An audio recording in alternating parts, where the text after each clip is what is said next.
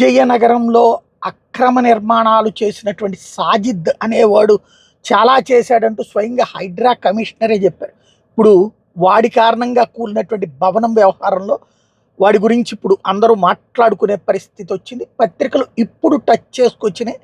అంజయనగర్లో కేవలం 38 గజాలకు మరో 10 గజాలు నాలాన్ని ఆక్రమించి 48 గజాల్లో 7 అంతస్తుల మేడ నిర్మాణం ఎవరు చేశారు, ఎలా నిర్మించారు, ఎంత ధైర్యంగా నిర్మాణం చేశారు, ఇద్దరు ప్రాణాలను అన్యాయంగా బలి తీసుకున్నారు అన్నటువంటి దాని మీద చెక్ చేసినప్పుడు ఈ సాజిద్ గురించి ప్రధానంగా ప్రొజెక్ట్ వచ్చింది.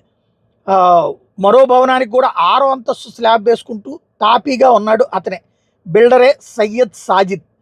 ఇతని అక్రమాలు అన్నీ కావు. తండ్రి దగ్గర కారు మెకానిక్గా జీవితం ప్రారంభించి 4 ఏళ్ళుగా భూ ఆక్రమణలే ప్రధానమైనటువంటి పని చేసుకొస్తున్నాడు. ప్రజాప్రతినిధులు మేనేజ్ చేస్తాడు, అధికారులు సహకరిస్తుంటారు. కబ్జా రాయులతో కలిసి అమాయకులను భయపెట్టడం, వాళ్ళ ఇళ్ల స్థలాన్ని తక్కువ ధరకు కొనేసుకోవడం, ఆ భూమిలోనే ఆకాశ ఆర్మీలు నిర్మించి అమ్మేయడం అనేది సాజిద్ గడికి అలవాటు. గడిచిన 3 ఏళ్లలో 5 మల్టీ స్టోర్డ్ బిల్డింగ్ కట్టేశాడు. ప్రస్తుతం 2 చోట్ల ఇంకా నిర్మాణాలు చేపడుతున్నాడు. వాటిలో శనివారం భవనానికి స్లాబ్ పనులు జరిగినాయి. ప్రమాదం గురించి తెలియగానే ఫోన్ స్విచ్ ఆఫ్ చేసి పారిపోయాడు. నేతలతో కలిసి కబ్జాలు, భవన నిర్మాణ పనులు ప్రారంభించినటువంటి సాజిద్కి ప్రభుత్వ భూమిలో నిర్మించిన ఇంటిని అమ్మినప్పుడు భారీగా ఆదాయం వచ్చింది. ఆ డబ్బుతోనే బిల్డర్ అయ్యాడు. ఇంజనీరింగ్ నైపుణ్యం ఏమాత్రం లేకపోయినా ప్రణాళిక లేకుండా కాంట్రాక్ట్ తీసుకోవడం, హాస్టళ్లను కట్టడం ఇతనికి అలవాటు.